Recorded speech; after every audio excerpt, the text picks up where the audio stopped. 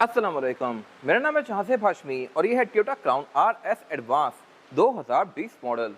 ये क्राउन की 15 जनरेशन है जो कि 2018 से 2022 तक आई है। 22 में इसकी नई शेप आ गई है जो कि हमारे पास खड़ी हुई है for sale. RS advance he top of line version. यहाँ तक क्राउन बहुत ज़्यादा लग्जरियस थी। नेक्स्ट वाली क्राउन काफ़ी हद तक प्रियस और एवलॉन वगैरह का मिक्सचर लगती है। ये सब मैं कवर करूँगा आगे इस रिव्यू में। फिलहाल अगर बात की जाए क्राउन की तो ये टोयोटा की एक top of the line luxurious sedan version है। लेक्सस में इसके साथ की जीएस कार्स आती हैं, टोयोटा में क्राउन आती है और इसमें ऐसी बहुत सारी चीज़ें आती हैं जो कि इसकी वैल्यू को जस्टिफाई करती हैं।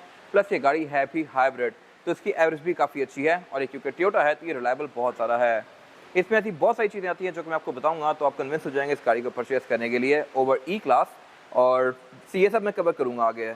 फिलहाल अगर बात की जाए इसकी प्राइस की तो ये गाड़ी 20 मॉडल है और इसकी डिमांड 2,65,00,000 है। ये गाड़ी साइकिल मोटरस्पोर्ट के पास अवेलेबल है और अगर आपने इसके बारे में कोई इन्फॉर्मेशन लेनी है तो आप इस दिए गए नंबर पर कॉल कर सकते हैं या फिर आप साइकिल मोटरस्पोर्ट को विजिट कर सकते हैं जो कि रावलपिंडी में DH2 के गेट 1 के ऑपोजिट लोकेटेड है। साइकिल मोटर्स के टोटल 2 ब्रांचेस हैं, एक रावलपिंडी में मरी रोड पे और फिर एक रावलपिंडी में ये वाली ब्रांच। इन दोनों ही ब्रांचेस पे गाड़ियों की बाइंग एंड सेलिंग के साथ साथ गाड़ियों के काम भी किए जाते हैं जैसा कि tints, wrap, ceramic coating, PPF, graphene coating. यहाँ पे गाड़ियाँ फेसलिफ्ट भी की जाती हैं और इसके अलावा यहाँ फिर एक पेंट बूथ भी अवेलेबल है। तो गाड़ियों की मॉडिफिकेशन, बाइंग एंड सेलिंग या कार केयर वगैरह के किसी भी तरह के काम के लिए cycle motors and cycle motorsports is the place. Overall it's a great crown and today I am going to review it. इस रिव्यू को शुरू करने से पहले मेरे चैनल को सब्सक्राइब जरूर कर दीजिएगा और इस वीडियो को लाइक जरूर कर दीजिएगा। Let's start with the exterior of this car. इस जनरेशन की क्राउन काफी पतली और लंबी थी।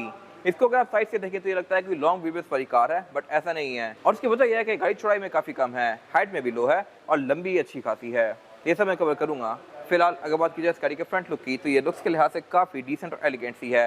हेडलाइट्स यहाँ पे काफ़ी छोटी सी दी गई हैं और इसमें 2 प्रोजेक्शन लैंप दिए गए हैं लो के लिए और फिर एक साथ LED दी गई है हाई के लिए। ऊपर इसके DRL कंटिन्यू करती है जो कि इसकी लुक को बेहतर बना रही है और इसके अलावा इसके फ्रंट पे टोयोटा की मोस्टली कार्स की तरह काफ़ी बड़ी सारी ब्लैक कलर की ग्रिल दी गई है। यहाँ पे क्राउन का बैच दिया गया है जो कि प्रिंटेड है क्योंकि इसमें रडार आता है और इसके अलावा यहाँ पे RS की बैचिंग दी गई है जो कि RS में ही आती है। क्राउन में इसके अलावा और वर्जन भी आते हैं, RS एडवांस, RS सिंपल, फिर इसके अलावा इसमें रॉयल सलून वर्जन वगैरह आते हैं। ये गाड़ी टॉप ऑफ द लाइन है और स्पोर्टियर वर्जन है। फिर इसमें फॉग लैंप वगैरह भी LED में दिए गए हैं। ये गाड़ी पार्किंग सेंसर्स ऑफर करती है, हेडलाइट वॉशर ऑफर करती है और इसमें क्रोम भी काफ़ी सारा दिया गया है जो कि इसके लुक्स को काफ़ी एलिगेंट बना रहा है। अब अगर बात की जाए इस गाड़ी में कुछ एक्स्ट्रा फीचर्स की तो वो ये है कि इसकी हेडलाइट जो हैं ये ऑटोमेटिक फीचर के साथ हैं, यानी कि डे और नाइट को सेंस करके ऑटोमेटिकली ऑन और ऑफ तो होती ही हैं लेकिन इनमें ऑटो लेवलिंग भी आता है। गाड़ी स्टार्ट होने पर ये नीचे जाके ऊपर आती हैं। फिर इसके अलावा इसमें जो वाइपर्स हैं ये रेन सेंसिंग है, यानी कि बारिश को सेंस करके ऑटोमेटिकली ऑन और ऑफ होते हैं और ये थोड़े से हिडन दिए गए हैं। ये बोनट के नीचे छुपा के दिए गए हैं जो कि इसकी लुक को क्लीन सा बना रहे हैं। फिर ऊपर यहाँ पे कुछ और सेंसर्स दिए गए हैं जो कि इसके फीचर्स को इनेबल करते हैं। बोनट पे कट लाइंस की काफ़ी शार्प दी गई है जो कि मैं कवर करूंगा अभी आगे जाके इस रिव्यू में। और अगर बात की जाए इस गाड़ी की साइड प्रोफाइल की तो यहाँ भी सब कुछ एलिगेंट है पूरी ही कार की तरह। रिम इस गाड़ी में 18 इंचेस के हैं और टायर्स में RS एडवांस वाले हैं जो कि शैडो क्रोम की फिनिश में है। ये मैं कवर करूंगा आगे इस रिव्यू में। फिलहाल अगर बात की जाए इस गाड़ी के साइड मिरर की तो साइड मिरर इसका रिट्रैक्टेबल है, एडजस्टेबल है, इसमें ऑटो का फीचर आता है, ये हीटेड भी है और इसके अलावा इसमें ब्लाइंड स्पॉट मॉनिटर्स भी दिए गए हैं। फिर सिर्फ यही नहीं, नीचे यहाँ पे कैमरास भी दिए गए हैं और ये गाड़ी आपको 360 डिग्री व्यू भी देती है। ये एक सेडान है बट सिर्फ इसमें 360 डिग्री कैमरा सेटअप आता है। इसमें 4 कैमरास हैं, एक फ्रंट पे, एक बैक पे, 2 साइड्स पे। तो ये मेरे ख्याल से काफ़ी इंटरेस्टिंग चीज़ है। फिर यहाँ पे हाइब्रिड की बैचिंग दी गई है जो कि मोस्टली हाइब्रिड कार्स में आती है। आप बेशक रेंज रोवर देखें, मर्सिडीज देखें, टोयोटा देखें, BM देखें, जो भी गाड़ी हाइब्रिड होगी वो यहाँ पे शो करवाएगी। और इसके अलावा बाकी जो इसके साइड मिरर हैं ये इसके डोर के अंदर ही दिए गए हैं। नई वाली क्राउन में भी ऐसा ही डोर नहीं आता है। इसके अलावा ऊपर पे यहाँ पे इसमें एयर प्रेस आए हुए हैं कंपनी से स्टैंडर्ड ही और इसमें स्मार्ट अनलॉक आता है, यानी कि मैं इस गाड़ी को यहीं से ही लॉक और अनलॉक कर सकता हूँ इस तरह से। और अगर बात की जाए इस गाड़ी की एब्सोल्यूट साइड प्रोफाइल की तो साइज के लिहाज से ये गाड़ी एक D7 की सेडान है, यानी कि इसका डायरेक्ट कॉम्पिटिशन E क्लास बनती है, 5 सीरीज बनती है या अगर लोकल क्लास के हिसाब से देखा जाए तो सोनाटा बनती है। सोनाटा से ये लग्जरी वगैरह के लिहाज से बहुत ज़्यादा ऊपर है लेकिन साइज के लिहाज से वो गाड़ी जितनी ही है। इससे ऊपर ही कैटेगरी फिर S क्लास या 7 सीरीज वगैरह आती हैं, नीचे की कैटेगरी सेव वगैरह आती हैं और बाकी ये गाड़ी हाइट के लिहाज से काफ़ी लो है तो शायद पाकिस्तान में ये चीज़ आपको थोड़ा सा इशू करे। अगर आप इसके रिम बड़े कर दें या इस गाड़ी को थोड़ा सा ऊपर करवा लें तो फिर ये आपको हाइट के लिहाज से तंग नहीं करेगी। ये काफ़ी लो है क्योंकि इसका एक स्पोर्टियर वर्जन है RS। फिर इसमें साइड स्कर्ट्स दी गई हैं, इनमें क्रोम दिया गया है, डोर हैंडल्स में इसके क्रोम दिया गया है और विंडो इस गाड़ी में टिंटेड ही आती हैं। ये एक मज़ेदार चीज़ है। और इसके अलावा इसमें बैक पे जो क्वार्टर ग्लास है ये भी काफ़ी इंटरेस्टिंग है, किस तरह से मैं कवर करूँगा आगे। फिलहाल अगर बात की जाए छत की तो इसमें सनरूफ आती है। इवन आज तक इसके बाद जो नई शेप आई है क्राउन की, वो भी आपसे सनरूफ ऑफर कर रही है, और ये मेरे ख्याल से एक वियर्ड चीज़ है। वो 4.25 करोड़ रुपए की गाड़ी है, बट स्टिल उसमें पैनोरामिक रूफ नहीं दी गई। और अगर बात की जाए इस गाड़ी के इस वाले एरिया की, तो ये बहुत ज़्यादा इंटरेस्टिंग है। इस तरह से कि ये गाड़ी रियर व्हील ड्राइव है, इसके 25 सीसी इंजन की सारी पावर यहाँ पे आती है, और ये गाड़ी टेल भी काफ़ी मदद से करती है। और इसके अलावा इसमें फिर एक ऑल व्हील ड्राइव कॉन्फ़िगरेशन भी आती है, जो कि मैं कवर करूँगा आगे इंजन पे वाले सेक्शन में जाके। फिलहाल अगर बात की जाए इसकी इस साइड की, तो यहाँ पे कट लाइन्स काफ़ी शार्प दी गई हैं, और इसके अलावा इसका रेड डोर भी अच्छा खासा मैसिव है। एंट्री एग्जिट इस गाड़ी में थोड़े एजिड लोगों के लिए थोड़ा सा मुश्किल होगा, क्योंकि काफ़ी लो है और इसमें निकलना भी थोड़ा सा मुश्किल है, लेकिन स्टिल ये ठीक है। और अगर बात की जाए इसकी क्वार्टर ग्लास की, तो इसमें क्वार्टर ग्लास सेम वैसे ही दिया गया है जैसा कि मायबाक में आता है। अगर आप मर्सिडीज एस क्लास देखें, तो एस क्लास और एस क्लास में मायबाक के बीच में जो डिफरेंस होता है वो क्वार्टर ग्लास का होता है। अगर आप कोई S500 या S600 दिखते हैं और उसमें पीछे मायबाक का बैच लगा हुआ है, लेकिन उसका डोर और क्वार्टर ग्लास दोनों इकट्ठे खुल रहे हैं, तो वो गाड़ी मायबाक नहीं है। क्वार्टर ग्लास मायबाक में हमेशा से बॉडी के अंदर आता है। Same goes for this car, इसमें बॉडी के अंदर दिया गया है, और ये मेरे ख्याल से एक इंटरेस्टिंग चीज़ है। इसके अलावा बाकी फ्यूल डोर्स का यहाँ लेफ्ट पे दिया गया है। बम्पर्स के अच्छे खासे बड़े हैं, क्योंकि गाड़ी लंबाई में काफ़ी लंबी है, और उसमें पार्किंग सेंसर्स यहाँ साइड से दिए गए हैं, तो ये गाड़ी आपको यहाँ साइड के ऑब्स्टेकल भी इंडिकेट करेगी। फिर इसके अलावा ऊपर इसमें एक शार्प एंटीना दिया गया है। और अगर बात की जाए इस गाड़ी के रेयर एंड की, तो ये भी पूरी कार की तरह लुक्स के लिहाज से काफ़ी एलिगेंट है, लेकिन ये भी काफ़ी स्लीक सा है। टेलर यहाँ पे काफ़ी छोटी सी दी गई है इतनी बड़ी कार के लिहाज से, और ये गाड़ी बैक पे भी चौड़ाई में कोई खास नहीं है। ये एक हाइब्रिड कार है, बट इसमें क्वाड एग्जॉस्ट दिए गए हैं RS के बैच को जस्टिफाई करने के लिए।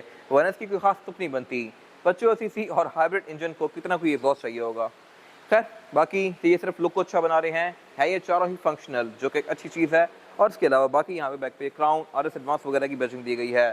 बैक पे भी ये गाड़ी पार्किंग सेंसर ऑफर करती है, और RS एडवांस में एक डट्टे स्पॉइलर भी आता है, जो कि इसकी बैक के लुक को अच्छा बना रहा है।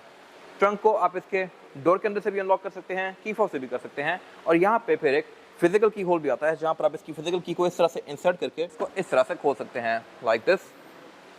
और ट्रंक कैपेसिटी भी क्राउन में अच्छी खासी स्पेशियस है। यहाँ पर आप 5 से 6 लोगों का लगेज इजीली रख सकते हैं। ये ट्रंक काफ़ी डीप है, और इसके अलावा इसमें नीचे फिर एक लिड भी दी गई है। इस लिड को उठा के मैं इसकी टूल किट एक्सेस कर सकता हूँ, लेकिन ये गाड़ी स्पेयर टायर ऑफर नहीं करती, ऑब्वियसली, क्योंकि ये एक हाइब्रिड कार है। बैक पे इसका बैटरी पैक आता है। इसके अलावा ट्रंक के अंदर इसकी इंसुलेशन दी गई है। ट्रंक में हाइड्रोलिक्स भी आते हैं, जो कि इसकी डिग्गी को खोलना और बंद करना थोड़ा आसान बनाते हैं।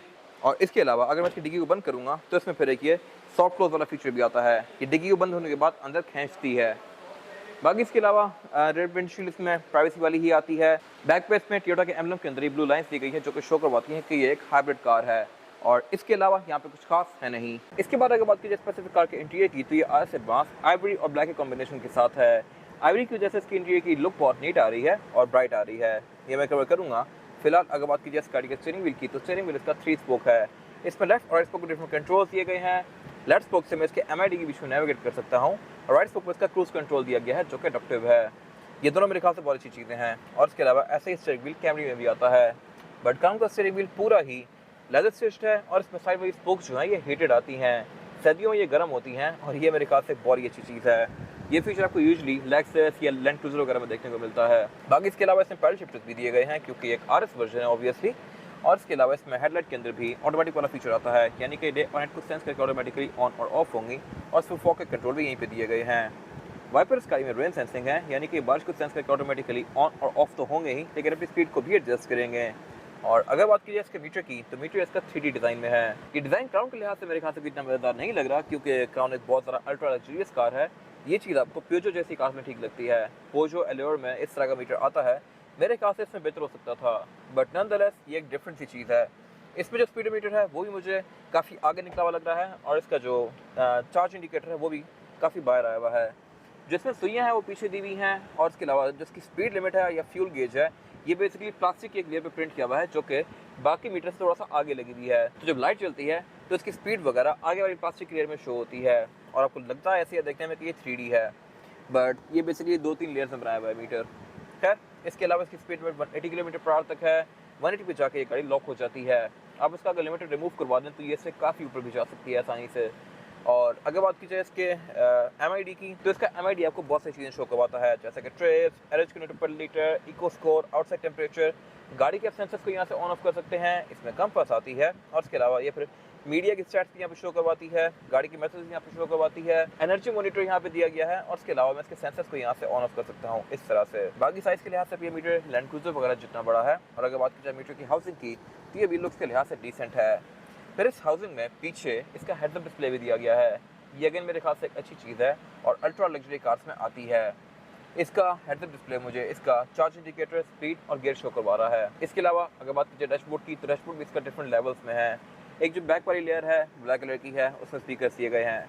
उससे नीचे फिर एक लेवल है जहाँ पे इसकी मल्टीमीडिया स्क्रीन दी गई है। और इस मल्टीमीडिया स्क्रीन के बारे में एक चीज़ इंटरेस्टिंग है वो ये है कि ये बहुत ज़्यादा दूर है, ये मेरी आर्म लेंथ में नहीं है। इसको यूज़ करने के लिए मुझे यहाँ तक जाना पड़ेगा और टोयोटा ने ऐसा क्यों किया है उसके पीछे एक वजह है। वो वजह ये है कि स्क्रीन टच में नहीं है। ये मेरे ख्याल से एक बहुत वियर्ड चीज़ है, इतनी बड़ी कार में इतनी बड़ी स्क्रीन टच में नहीं दी हुई। इसको यूज़ मैं यहाँ से करूँगा, ये स्क्रीन टच में है और इसी का डिस्प्ले वहाँ पे जा रहा है। तो इन दो स्क्रीन में सेम चीज़ का पर्पस क्या है? वो पर्पस ये है कि अगर मैंने कोई मल्टीमीडिया प्ले करना है या कोई गाने वगैरह तो वो यहाँ पे मुझे शो होंगे। लेकिन इसके बाद अगर मैं स्क्रीन में इसका क्लाइमेट कंट्रोल खोल लूँगा तो वो स्क्रीन वहीं पर रहेगी, ये स्क्रीन चेंज हो जाएगी। ये मेरे ख्याल से एक इंटरेस्टिंग चीज़ है। अगर मैं यहाँ से क्लाइमेट कंट्रोल को एडजस्ट करता हूँ तो यहाँ पे क्लाइमेट कंट्रोल आ गया है, बट वो स्क्रीन अभी मल्टीमीडिया पे खड़ी है। लेकिन ऑब्वियसली उसको यूज़ मैं वहाँ से नहीं कर सकता, वो यूज़ मैं यहीं से करूँगा इस तरह से। तो ये एक अजीब सी इंटीग्रेशन है मल्टीमीडिया स्क्रीन की। बाकी फीचर्स में अच्छे आते हैं इस तरह से कि ये गाड़ी Bluetooth, aux, navigation, USB, Android Auto, Apple CarPlay ये सारी चीज़ें ऑफर करती है और ये स्क्रीन है भी काफ़ी हाई डेफिनेशन। अगर क्लाइमेट कंट्रोल की बात की जाए तो वो आपको यहीं पे शो होगा। क्लाइमेट कंट्रोल में इसकी बहुत सारी डिफरेंट चीज़ें दी गई हैं। क्लाइमेट कंट्रोल डेफिनेटली इसका डुअल जोन है, यानी कि ड्राइवर और पैसेंजर अपनी मर्जी के लिहाज से AC वगैरह को एडजस्ट कर सकते हैं। और इसके अलावा इसमें फ्रंट दोनों सीट्स हीटेड और वेंटिलेटेड भी हैं। वेंटिलेटेड का मतलब ये है कि इसमें जो पंच होल्स दिए गए हैं यहाँ से सीट सवार थ्रू करती हैं और आपको गर्मियों में स्वेटिंग नहीं होने देती। फिर इसके अलावा यहाँ पर और भी बहुत सारी चीज़ें आती हैं जैसा कि इसके ड्राइव मोड्स वगैरह, चार्ज इंडिकेटर, इस तरह की सारी चीज़ें और साथ इसके एयरवेंट्स दिए गए हैं। इसके एयरवेंट्स में आई एम नॉट श्योर कि स्विंग वाला फीचर आता है कि नहीं। क्राउन में वैसे स्विंग वाला फीचर एक बहुत यूनिक चीज़ थी जो कि पता नहीं कंटिन्यू किया गया है कि नहीं यहाँ पे। खैर उससे नीचे कुछ फिजिकल बटन दिए गए हैं, उससे नीचे पर एक ड्रॉर दी गई है जहाँ पे इसका USB, ऑक्स, पोर्ट ये चीज़ें दी गई हैं। नीचे पर एक यहाँ पे ड्रॉर है जो कि आई एम नॉट श्योर इसका यूज़ क्या है। ये बस एक फिक्स सी ड्रॉर है, इसमें एल्केंटारा दिया गया है और यहाँ पर अपनी कीज या फ़ोन वगैरह रख सकते हैं। ये सारा ही एरिया जो है कार्बन फाइबर की फिनिश में है और इससे लेफ्ट पे यहाँ पे दो कप होल्डर दिए गए हैं। कप होल्डर्स भी क्राउन में काफ़ी इंटरेस्टिंग है इस तरह से कि इसके ऊपर लिड दी गई है। इसको अगर मैं प्रेस करूँगा कप रख के तो फिर ये नीचे चली जाएगी। सेम गोस फॉर पीछे वाली लिड। और इसको फिर अगर मैंने कप होल्डर की तरह यूज़ नहीं करना तो अंदर एक पुश बटन दिया गया है, इसको मैं पुश करूँगा तो फिर ये वापस ऊपर आ जाएगा और इसके इस वाले पैनल को एक फ्लश और नीट सी लुक देगा। ये एक इंटरेस्टिंग चीज़ है। फिर इसके अलावा इसमें जो गेयर सिलेक्शन है वो है PRND और स्पोर्ट्स की। स्पोर्ट्स में मैं इस गाड़ी को मैनुअली भी चला सकता हूँ और जैसे ही मैं इसको ड्राइव या रिवर्स में करूँगा तो इसके 360 कैमरास ऑन हो जाते हैं। गियर के बारे में इसकी एक अजीब सी चीज़ है वो ये है कि इसमें आपको वाइब्रेशन फील होती है इंजन की। ये चीज़ मैंने किसी और कार में फील नहीं की बट यहाँ पे ये चीज़ है। और इसको शिफ्ट करते हुए एक डिफरेंट सी आवाज़ आती है टिक टिक टिक करके। ये आपको पुरानी मार्क एक्स, पुरानी क्राउन्स या फिर इस क्राउन में भी आती है। उसके अलावा पीछे पर इसका EV मोड दिया गया है। EV मोड में आप इस गाड़ी को सिर्फ बैटरी से चला सकते हैं, इंजन की यूज़ किए बगैर। ट्रैक्शन कंट्रोल दिया गया है, पार्किंग ब्रेक दी गई है। पार्किंग ब्रेक इसमें काफ़ी मिनिएचर सी दी हुई है। फिर इसके अलावा पीछे इसका सेंटर कंसोल दिया गया है जो कि दोनों साइड से ओपन होता है S क्लास की तरह। इसको पैसेंजर भी इस तरह से ओपन कर सकता है और ड्राइवर भी इस तरह से ओपन कर सकता है। लेकिन ऐसा नहीं है कि अगर मैं इसको दोनों साइड से दबाऊंगा तो ये उठ जाएगा। एट अ टाइम ये सिर्फ एक जगह से प्रेस होगा। फिर इसके अलावा बैक से इसमें नहीं ओपन होता, LC300 में ये बैक से भी ओपन होता है। और अगर बात की जाए इसकी सीट्स की तो ये सीट्स आइवरी और ब्लैक के कॉम्बिनेशन में है। ये पूरी ही लेदर की फिनिश में है और इसमें पंच होल्स दिए गए हैं जहाँ से ये सीट्स पे हवा थ्रू करती हैं। ये हीटेड भी हैं और एडजस्टेबल भी है, इलेक्ट्रॉनिकली हैं। इनको मैं बटन से आगे पीछे कर सकता हूँ इस तरह से। पैसेंजर की सीट में वहाँ पे बटन दिए गए हैं लेकिन यहाँ साइड पे भी दिए गए हैं, तो अगर बैक पे बैठे हुए पैसेंजर ने अपने लेग रूम को खुला करना है तो वो भी इसको इस तरह से एडजस्ट कर सकता है। बाकी विंडोज़ गाड़ी में चारों ही सिंगल टैप वाली आती हैं। इनको मैं सिंगल टैप से फुली रोल डाउन या रोल अप कर सकता हूँ। साइड मिरर इसके रिट्रैक्टेबल है जो कि मैं गाड़ी के अंदर बैठ के इस तरह से फोल्ड अनफोल्ड कर सकता हूँ और मैं ऑटो का फीचर भी आता है। फिर इसके अलावा एयरबैग भी गाड़ी टोटल 9 ऑफर करती है, एक स्टीयरिंग व्हील में, एक डैशबोर्ड में, 4 पिलर्स में, 2 सीट के साइड पर और फिर एक ड्राइवर के नी पे। फिर इसके अलावा वैनिटी मिरर गाड़ी ड्राइवर और पैसेंजर दोनों के लिए ऑफर करती है विद अ लाइट जो कि ऑटोमेटिकली ऑन और ऑफ होती है। दोनों ही फ्रंट पैसेंजर्स के सर के ऊपर यहाँ पे माइक्स दिए गए हैं जहाँ से ये आपकी ऑडियो भी बड़ी प्रॉपर सुनेगी। और इसके अलावा सेंटर में इसकी केबिन लाइट्स दी गई हैं जो कि आप टच से ऑन कर सकते हैं। टच वाली केबिन लाइट्स LX 570 में आती हैं, V8 में भी नहीं आती। तो ये मेरे ख्याल से क्राउन में एक अच्छी चीज़ दी गई है। फिर इसके अलावा इसकी सनरूफ के कंट्रोल्स दिए गए हैं यहाँ पे। और इसका रेयर व्यू मिरर भी ऑटो डिमिंग फीचर के साथ है, यानी कि ये भी तेज़ रोशनी को सेंस करके ऑटोमेटिकली डिम हो जाया करेगा। बाकी इसके अलावा यहाँ पे कुछ खास है नहीं। और अगर बात की जाए स्काई में रेयर पैसेंजर्स के लिए सीटिंग कैपेसिटी की, तो बैक पे इसमें 2 ही लोग कंफर्टेबली बैठ सकते हैं, क्योंकि ये गाड़ी सेंटर में काफ़ी बड़ा सारा हम्प ऑफर करती है। चौड़ाई में तो ये डिसेंट है, लंबाई में भी, लेकिन यहाँ पे लेग रूम ना होने के बराबर है। अगर बात की जाए लेग स्पेस की, तो मेरे पास यहाँ पे डिसेंट है, हेड रूम भी इसमें सफिशिएंट है, बट 2 ही लोगों के लिए। इसके अलावा बैक पे 3 हेडरेस्ट दिए गए हैं 3 रेयर पैसेंजर्स के लिए। सीट्स बैक पे परफोरेटेड आती हैं, लेकिन ये हीटेड या वेंटिलेटेड नहीं है। और उसके अलावा सेंटर वाली सीट जो है ये भी काफ़ी ज़्यादा डिफरेंट है, इस तरह से कि एक तो सेंटर से काफ़ी आगे आई हुई है, नीचे से भी ऊपर है, लेग रूम तो ना होने के बराबर है, और उसके अलावा आगे भी जगह कम है इसमें। इसके अलावा फिर सेंटर में ये सेंटर कंसोल दिया गया है, जिसको निकाल के मैं एज एन आर्मरेस्ट यूज़ कर सकता हूँ, और इसमें 2 कप होल्डर भी दिए गए हैं, जिनको मैं इस तरह से निकाल सकता हूँ। ऐसे कप होल्डर LC300 सीरीज़ में आए हैं, तो ये चीज़ इसमें पहले दे दी गई थी। और इसके अलावा बैक पे कड़ी विंडोज सिंगल टाइप वाली ऑफर करती है। इसमें डोर्स में स्पीकर्स आते हैं, ट्विटर्स आते हैं, और इसमें बैक पे सीट बेल्ट्स आती हैं, एसएफएस के पोर्ट्स आते हैं, एयरबैग्स भी आते हैं। ऊपर केबल लाइट्स दी गई हैं जो कि LED में है। एक माइक यहाँ भी दिया गया है ऊपर, ताकि रेयर पैसेंजर्स की बात भी प्रॉपर जाए इसके माइक के अंदर।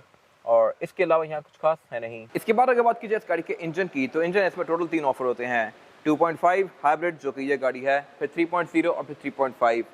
ये वाला इंजन सबसे ज़्यादा कॉमन है क्राउन में, क्योंकि इस पर ड्यूटीज़ काफ़ी कम पड़ती हैं, और ऑब्वियसली ये हाइब्रिड भी है, रिलायबल भी है, तो बड़े इंजन की तरफ जाने का भी तुक नहीं बनता।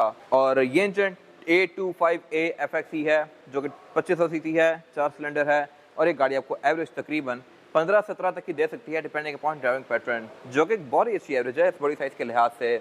इसका ड्राइव कॉम्पिटिशन E क्लास बनती है। E क्लास में भी हाइब्रिड वर्जन आते हैं, लेकिन पाकिस्तान में वो बहुत ही ज़्यादा बदनाम है। E क्लास अगर आप लेने भी वाले हैं हाइब्रिड में, तो ना लें, क्योंकि वो गाड़ी फिर रीसेल के लिहाज से आपको बहुत ज़्यादा तंग करेगी, और मर्सिडीज़ हाइब्रिड पाकिस्तान में काफ़ी इशूज़ करती हैं, और यही वजह है कि पाकिस्तान आपको नज़र भी बहुत कम आएंगी।